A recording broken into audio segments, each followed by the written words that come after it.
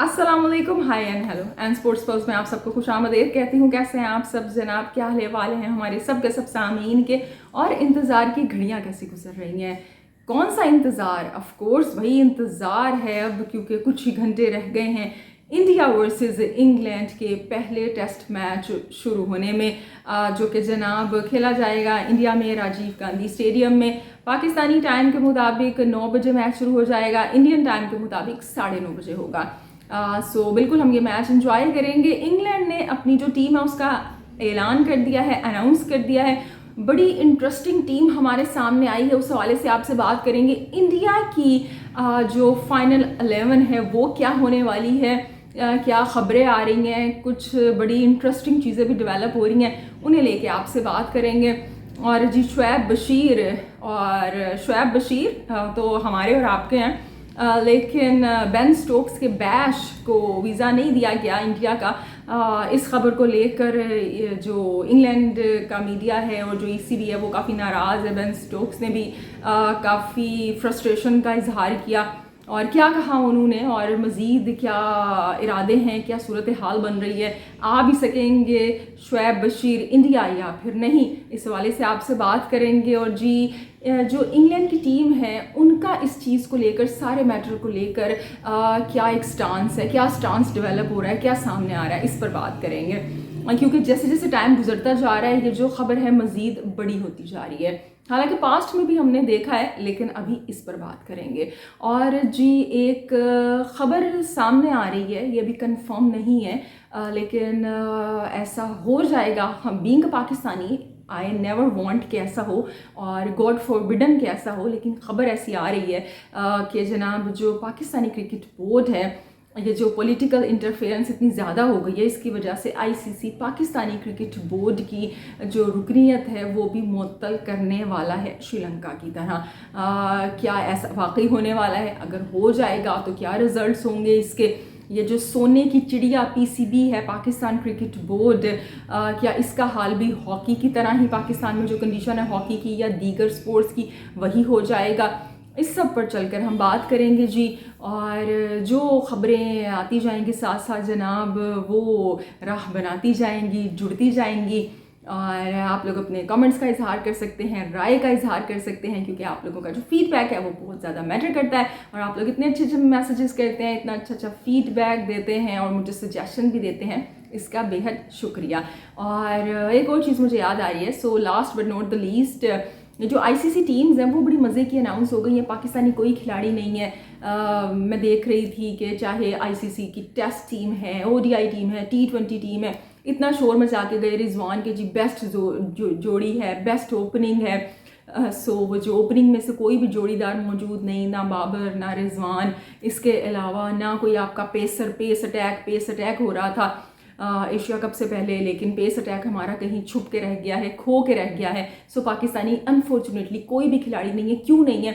India के खिलाड़ियों और जो ऑस्ट्रेलिया के खिलाड़ी हैं उनकी इन टीम्स के अंदर डोमिनेशन है जी। इस पर बात करेंगे आपसे। और स्काई पर बात करेंगे सूर्या कुमार यादव को, कि जिनको again T20 player of the year का अवार्ड दिया जा रहा है।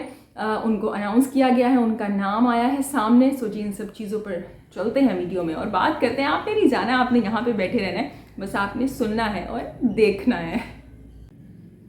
तो जनाब सबसे पहले बात कर लेते हैं हम इंग्लैंड की टीम की। इंग्लैंड ने अपनी टीम को अनाउंस कर दिया है। सो इस हवाले से बात करते हैं जी। और टीम बड़ी इंटरेस्टिंग है, बड़ी दिलचस्प टीम है, क्योंकि इसके अंदर सिर्फ एक पेसर है और एक नहीं, दो नहीं, तीन नहीं, चार स्पिनर्स हैं। क्योंकि जैसे कि पिच के बारे में कहा जा रहा है, हमने देखा कि जो ड्राविड की प्रेस कॉन्फ्रेंस थी उससे भी पता चल गया, और फिर अभी रोहित शर्मा ने भी प्रेस कॉन्फ्रेंस की और जो पिच की पिक्चर्स भी सामने आई हैं उससे भी पता चल रहा है कि जनाब ये स्पिनिंग पिच होगी, और ऐसा देखने में आ रहा है। और इंग्लैंड की जानिब से भी कहा गया कि ये जो स्पिन है ये तो पहले दिन से स्पिन होना शुरू हो जाएगा, और फिर दूसरे तीसरे दिन तक अगर मैच जाता है तो फिर तो जनाब बहुत ही मुश्किल हो जाएगी कंडीशन। दूसरे तीसरे दिन का मैं इसलिए कह रही हूँ कि सिराज जो हैं उन्होंने कहा है कि बेसबॉल अप्रोच अगर इंग्लैंड ने यहाँ पे अब इंडिया में स्पिनिंग विकेट्स के ऊपर अडॉप्ट करने की कोशिश की तो ये जो मैच है ना, ये टेस्ट मैच नहीं रहेगा, ओडीआई बन जाएगा, यानी कि एक दिन में मैच ख़त्म हो जाएगा। सो सिराज का तो ये मानना है। अब देखते हैं कि इंग्लैंड वाले उनकी मानते हैं या नहीं मानते, उसी बेसबॉल अप्रोच से खेलते हैं या कुछ चेंजिंग लेके आते हैं अपनी अप्रोच में। बहरहाल उनकी टीम को देखते हैं, स्क्वाड को देखते हैं, इससे पता चलेगा उनकी क्या अप्रोच है। जब हम देखते हैं तो इसके अंदर जैसे कि मैंने कहा कि 4 स्पिनर्स हैं, एक पेसर हैं। अब आप कहेंगे कि भाई एक पेसर थोड़ी, 2 पेसर हैं, क्योंकि Mark Wood is the main pacer और जो बेन स्टोक्स हैं he is also pacer, allrounder है। तो जनाब जो बेन स्टोक हैं उन्होंने अपनी प्रेस कॉन्फ्रेंस में बता दिया कि ही इज़ नॉट गोना बॉल, वो बॉलिंग नहीं करेंगे इस टेस्ट सीरीज़ में, क्योंकि वो जो एक सर्जरी से गो थ्रू हुए हैं। उसके बाद उनकी बॉडी, उनका कहना है कि वो नहीं समझते हैं कि वो बॉलिंग करेंगे, अपनी जो प्रेजेंट उनकी फ़िज़िकल कंडीशन है उसको लेके चलते हुए।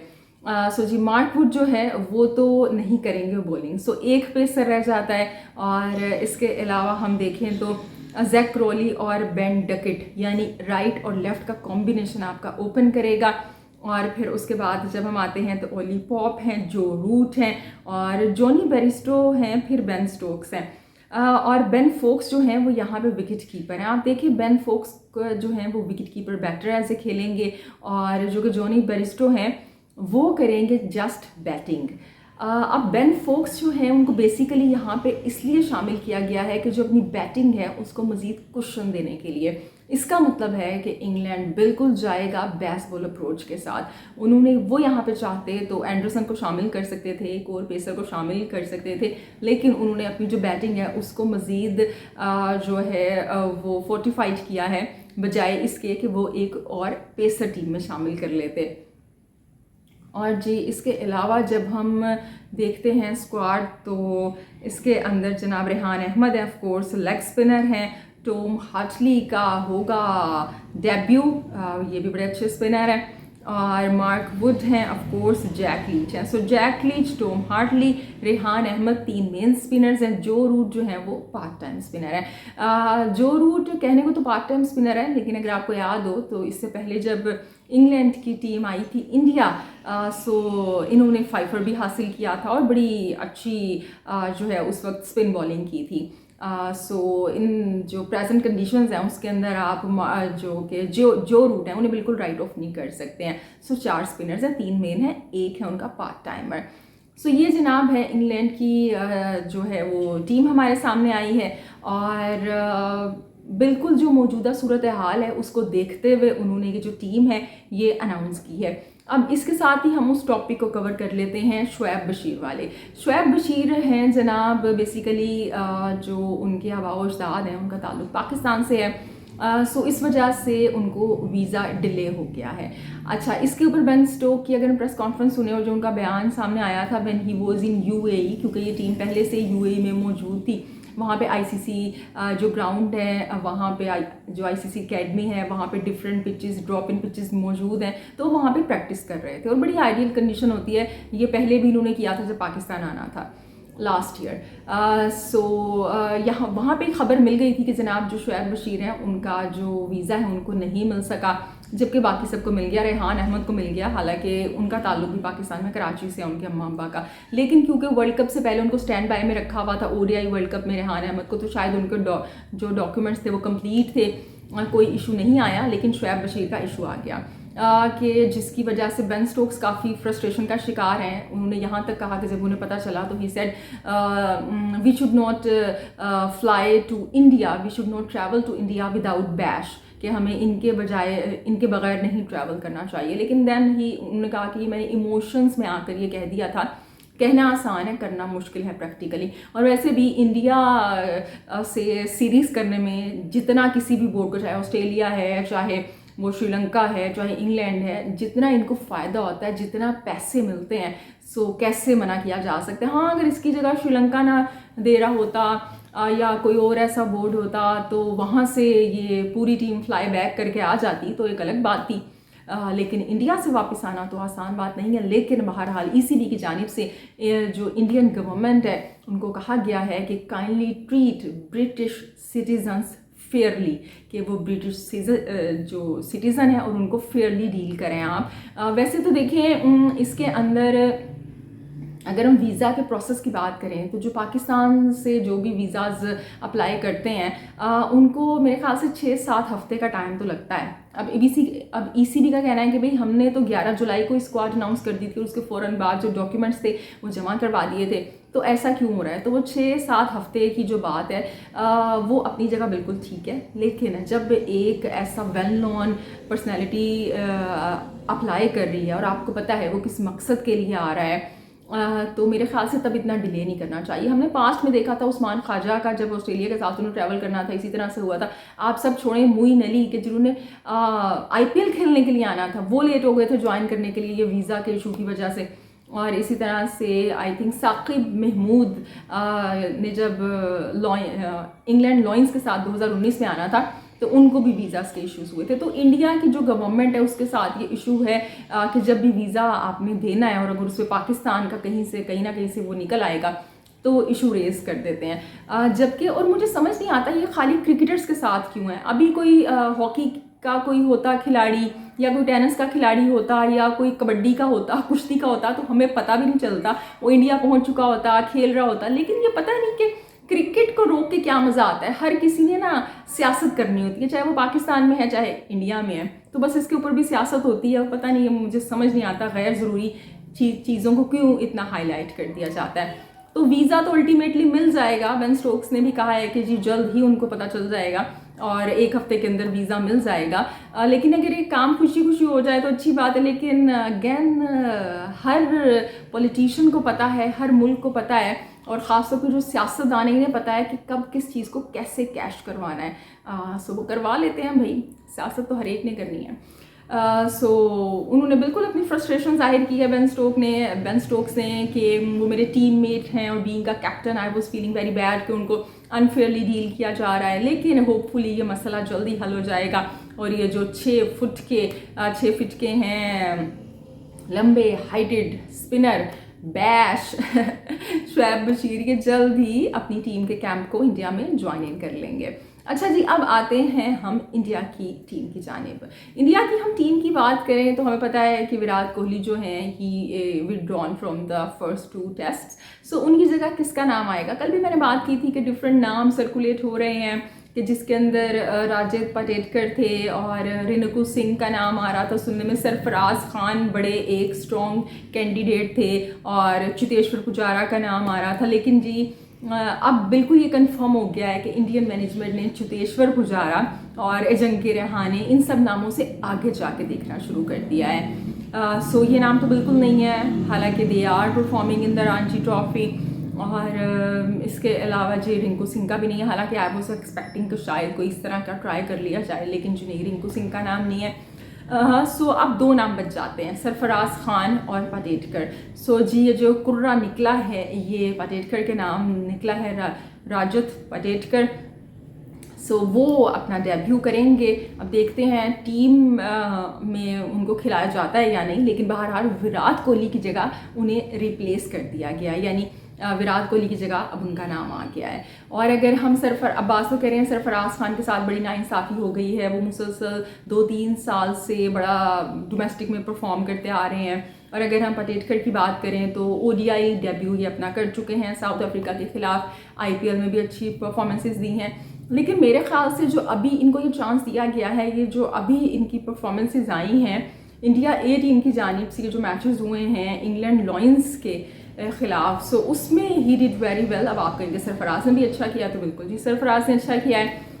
अगर इन्होंने बनाए हैं 150 या सेंचुरी बनाई है तो सरफराज ने तकरीबन उसी आगे पीछे चलते स्ट्राइक रेट के साथ, एवरेज के साथ जो है वो 96 बनाए हैं आई थिंक। और लेकिन हम देखते हैं जो उससे पहले मैच हुआ था उसके अंदर, अच्छा ये जो रीसेंट मैच हुआ था उसके अंदर इनके 111 थे और सरफराज के 96 थे। लेकिन अगर हम पीछे जाते हैं थोड़ा, जो मेरे ख्याल से 17 जनवरी को मेरे ख्याल से जो मैच हुआ था उसके अंदर एक इनिंग के अंदर सरफराज भी नहीं बना सके थे और पटेटकर भी नहीं बना सके थे, लेकिन दूसरी इनिंग के अंदर इन्होंने जनाब 150 बना दिए थे, हाफ सेंचुरी की थी।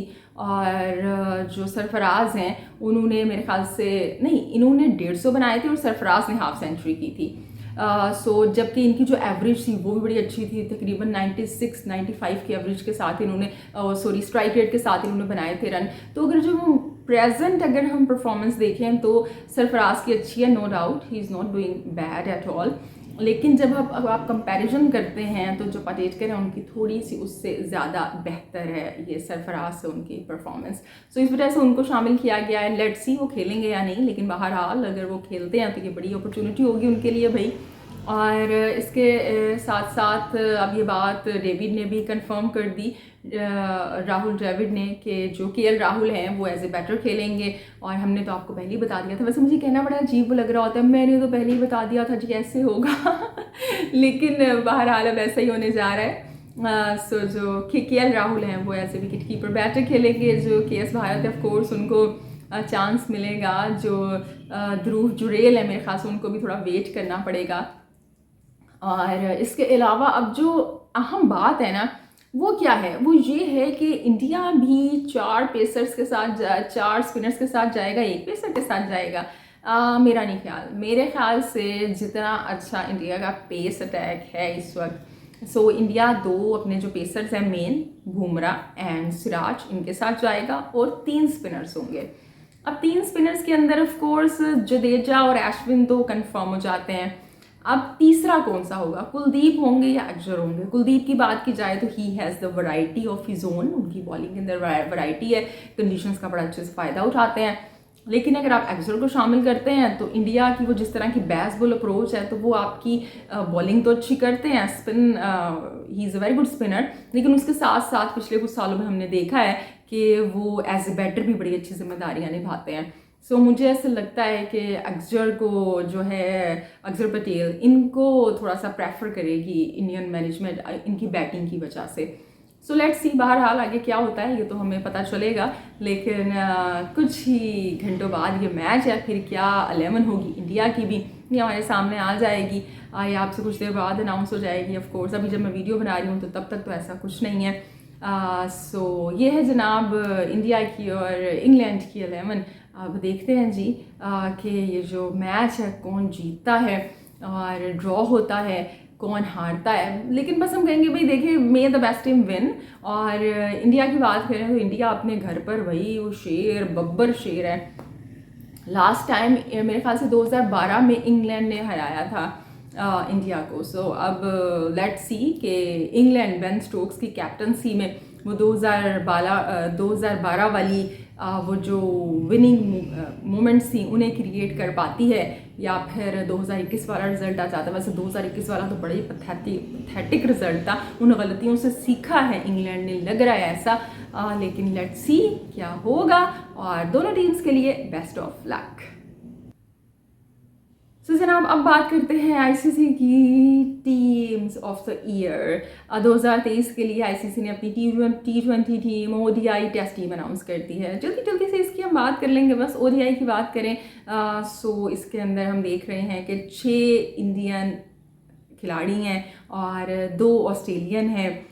सो रोहित शर्मा कैप्टन हैं इसके, शुभमन गिल हैं, ट्रेविस हेड हैं, विराट कोहली हैं, सारे नाम ठीक हैं। लेकिन मुझे ऐसे लगता है कि क्विंटन डी कॉक एक ऐसा नाम था कि जिनको हेनरी क्लासन की जगह बिल्कुल शामिल किया जा सकता था, because he did very very very well in the world cup, हम सब ने देखा। लेकिन वो इसलिए नहीं शामिल किया होगा मे बी क्योंकि वो ओपन किया करते थे या जो भी रीज़न रही है बहरहाल, क्योंकि क्लासन ने भी अच्छा ही किया था। सो जी क्लासन को शामिल किया गया है, मार्को येंसन हैं, एडम जम्पा हैं, मोहम्मद सिराज हैं, कुलदीप और शामी हैं।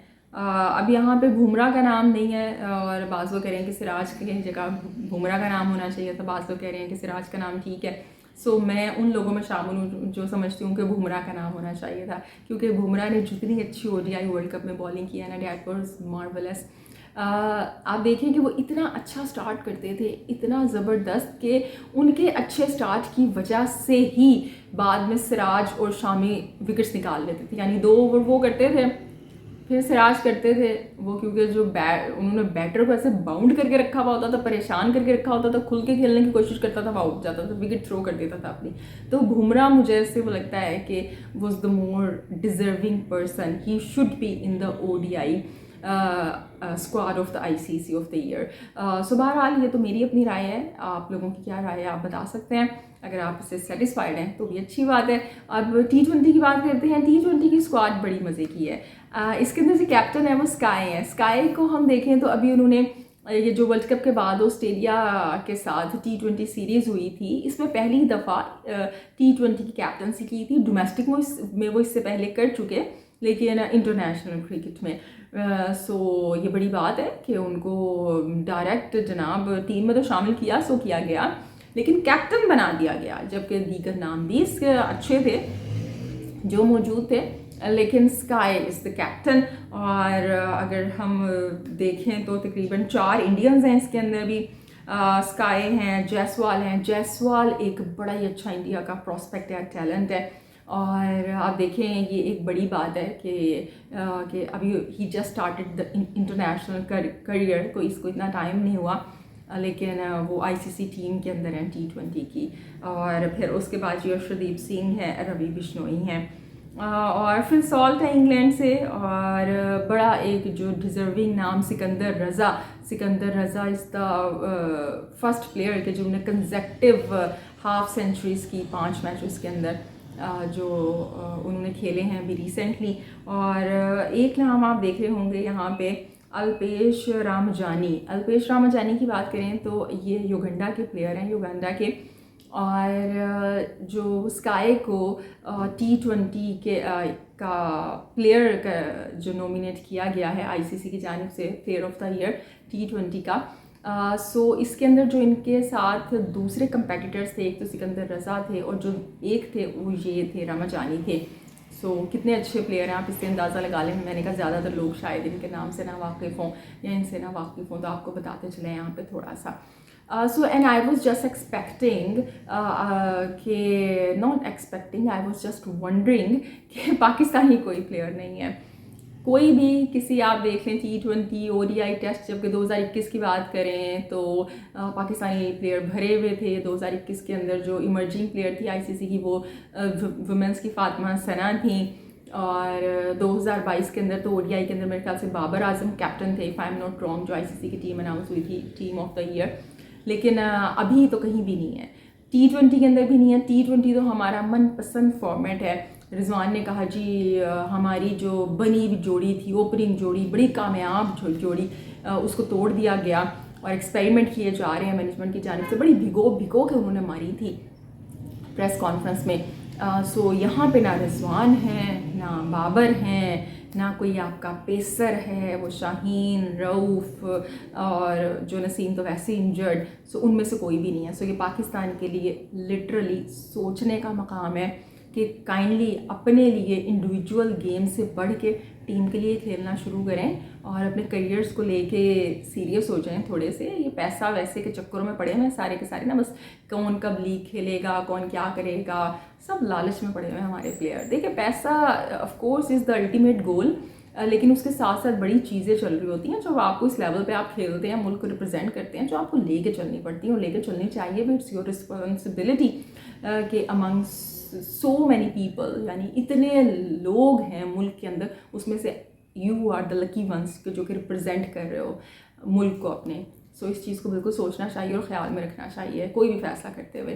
टेस्ट की बात करें तो टेस्ट के अंदर पैट कमिंस हैं कैप्टन, और इसके अंदर हम देखें तो 2 जो इंडियंस हैं वो हैं भाई जडेजा और अश्विन, यानी 2 स्पिनर्स को शामिल किया गया है। जडेजा और अश्विन की बड़ी ऑफ कोर्स कामयाब जोड़ी है, स्पिनिंग जोड़ी, और इनको शामिल किया गया है। और ऑस्ट्रेलिया के पैट कमिंस है, उस्मान ख्वाजा है, Travis Head, well deserving name, Starc और जी दीगर नाम है। सो लेकिन कहने का मकसद ये है कहीं भी कोई पाकिस्तानी प्लेयर नहीं है।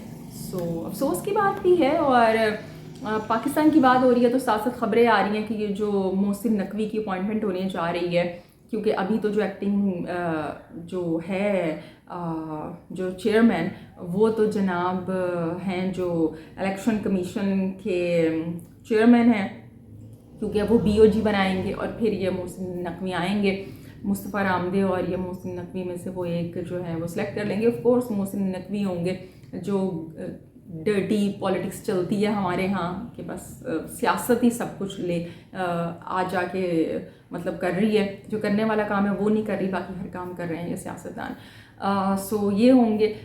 सो अब सुनने में ये आया है कि जो आईसीसी है वो एक्शन लेने के लिए तैयार है, पर तोड़ रही है कि भाई पाकिस्तान के लिए भी कभी एक्शन लिया जाए और इनकी भी जो है ना वो रुकनियत उसको मुअत्तल किया जाए।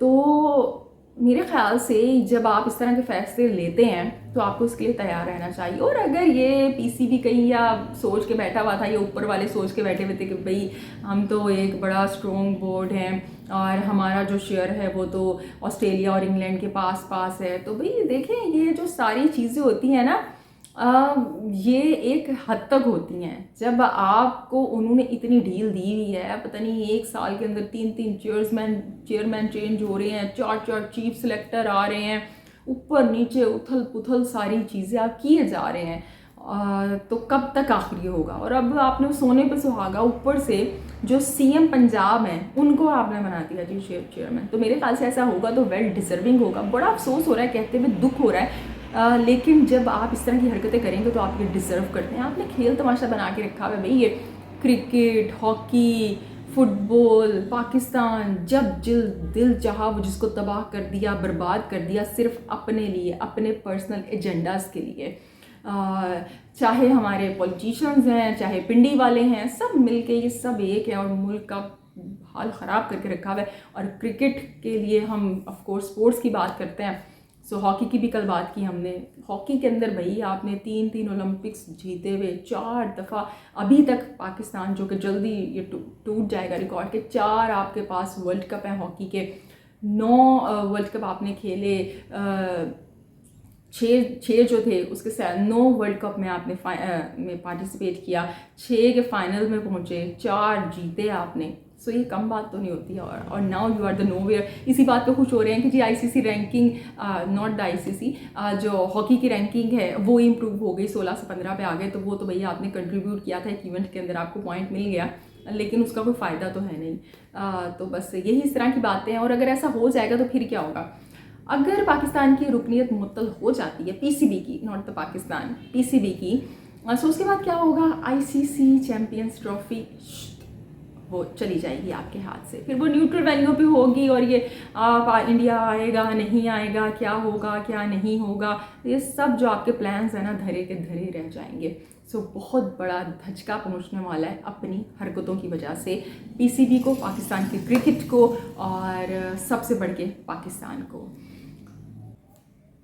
तो जी दुआ है कि बस जो पाकिस्तान है, हमारा मुल्क है, और जो हमारी क्रिकेट है, हर डिपार्टमेंट ऑफ स्पोर्ट्स का वो तरक्की करे और आगे से आगे जाएं। लेकिन वो अल्लाह ताला ने भी कहा है ना कि दुआओं से कुछ नहीं होता, आपको खुद साथ कुछ करना पड़ता है। तो लेकिन हमारे किताब में तो दुआ करना है या आप लोगों से कम्युनिकेट करते हैं एक सही बात। मैं समझती हूँ कि जो जिम्मेदारी, जितनी जिम्मेदारी आपके पास है उसे आप ऑनेस्टली करें। सो जो प्लेटफॉर्म मेरे पास है, मेरी हमेशा पूरी कोशिश होती है कि सही, सच्ची और न्यूट्रल बात यहाँ से जाए, किसी का भी साथ या किसी का भी वो क्या कहते हैं ना, किसी की भी तरफदारी किए बगैर। सो हम तो जनाब ये करते रहेंगे जो कर सकते हैं। और ये थी आज की वीडियो। और कल का जो मैच है, बल्कि नॉट द कल, अब से कुछ घंटे बाद जो मैच होगा इंडिया वर्सेस इंग्लैंड, इसके लिए दोनों टीम्स को बेस्ट ऑफ लक है। बड़ा मज़ा आएगा कि देखते हैं। बेन स्टोक्स ने कहा था कि हमारी जानिब से स्पिनर भी जो है वो बॉलिंग के अंदर ओपन कर सकता है, तो कौन नया बॉल करेगा। सो लेट्स सी, मार्कवुड करेंगे या कोई स्पिनर करेंगे, मेन स्पिनर, लेट्स सी। तो जी आप लोग अपना ढेर सारा ख्याल रखिएगा, हंसते मुस्कुराते रहिएगा। अब आपसे होगी कल मुलाकात, कल के मैच के, कल के पहले दिन के बाद। होप्स हो कल पहला ही दिन हो। और ये जो सिराज ने प्रेडिक्शन दी है कि मैच पहले दिन ख़त्म हो सकता है, ऐसा तो बिल्कुल नहीं हो गई। सो जी कल के मैच के बाद आपसे, कल के पहले दिन के खेल के बाद आपसे मुलाकात होगी। अपना ढेर सारा ख्याल रखिएगा, हंसते मुस्कुराते रहिएगा, क्योंकि आप मुस्कुराते हुए बहुत अच्छे लगते हैं। अल्लाह के बान।